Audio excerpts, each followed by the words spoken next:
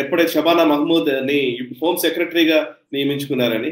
ఇదే వారంలో ఇంకొక అంశం కూడా వచ్చింది. యూకేలో అల్ ఖైదాకు సంబంధించినటువంటి టెర్రరిస్ట్ నిజానికి లండన్ బాంబింగ్స్ లో కీలక సూత్రధారి, మాస్టర్ మైండ్ అని చెప్తున్నారు. అండ్ కాశ్మీర్ లో ఇస్లామిక్ టెర్రరిజం పెరగడానికి కారకుడు, ఇట్లాంటి అనేక ఆరోపణలతో ఉన్నటువంటి వ్యక్తిని విడుదల చేయడం జరిగింది.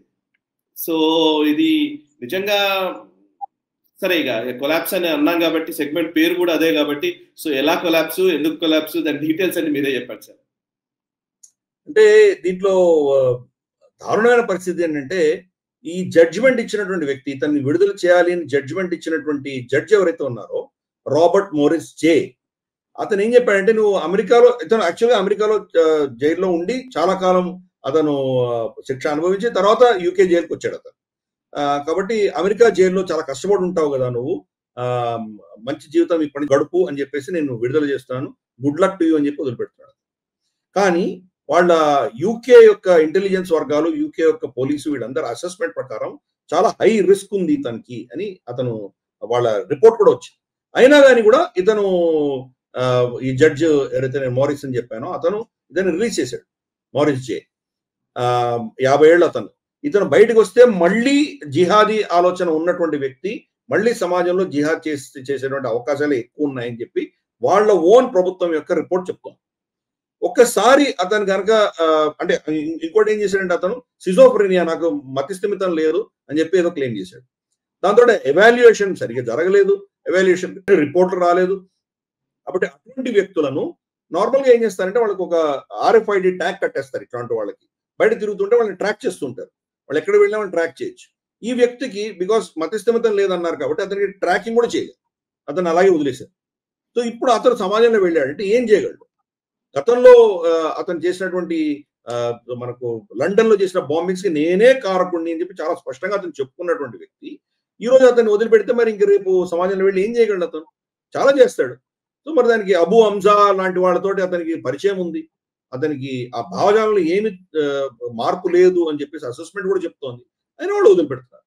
అంటే ఈ సోకాల్డ్ లెఫ్టిస్ట్ భావజాలం ఉన్నటువంటి జడ్జిలు కానీ, వాళ్ళ సమాజం కానీ, ఆ గవర్నమెంట్ కానీ అదే పనిగా ఆ సమాజాన్ని ఒక విధమైనటువంటి అస్థిర వాతావరణానికి తీసుకెళ్లడం, ఇటువంటి సంఘ విద్రోహ శక్తులకే ఎక్కువ వత్తాసు పలకడం, హ్యూమన్ రైట్స్ అనడము, ఇటువంటివన్నీ చేయడం, దానివల్ల ఆ సమాజం ఎక్కడికి వెళ్తుందో మనం అర్థం చేసుకోవచ్చు.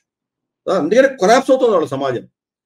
పైపెచ్చు అక్కడ ఉన్నటువంటి పోలీస్ మానిటరింగ్ కానీ ఇవి మళ్ళీ అతన్ని టచ్ చేయడానికి వీల్లేదు, ఎందుకంటే ఫ్రీగా అతను వదిలేశారు కాబట్టి.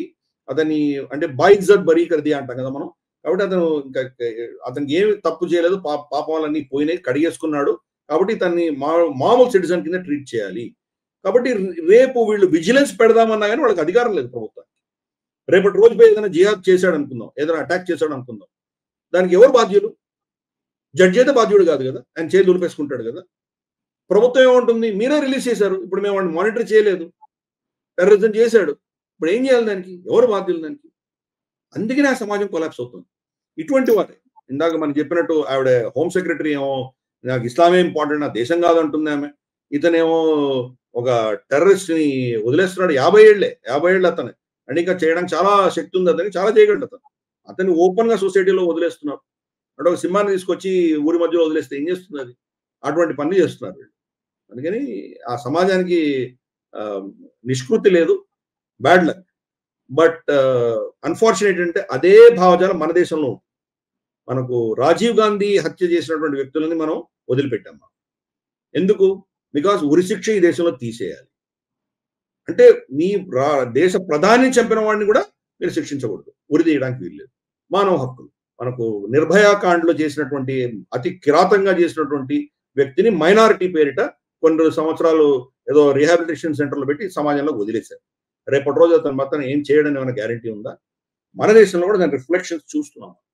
క్రమేపీ అక్కడ ఉన్నటువంటి భావజాలం ఇక్కడ కూడా రుద్దేటువంటి ప్రయత్నం జరుగుతుంది. కాబట్టి మనం ప్రతి వారం అని చెప్తోంది, ఈసారి కూడా చెప్తున్నాము, మన సమాజం మేల్కోవాలి, తస్మాత్ జాగ్రత్త. ఈ వీడియో మీకు నచ్చినట్టయితే లైక్ చేయండి, 10 మందికి షేర్ చేయండి. అలాగే కామెంట్ల రూపంలో మీ అభిప్రాయాలను మాతో పంచుకోండి. Nationalist hub group of channels ను సబ్స్క్రైబ్ చేసుకుని తెలుగునాట జాతీయవాద జర్నలిజాన్ని ప్రోత్సహించండి. ఈ వీడియో కింద ఉన్న బెల్ ఐకాన్ పై క్లిక్ చేయడం మర్చిపోవద్దు.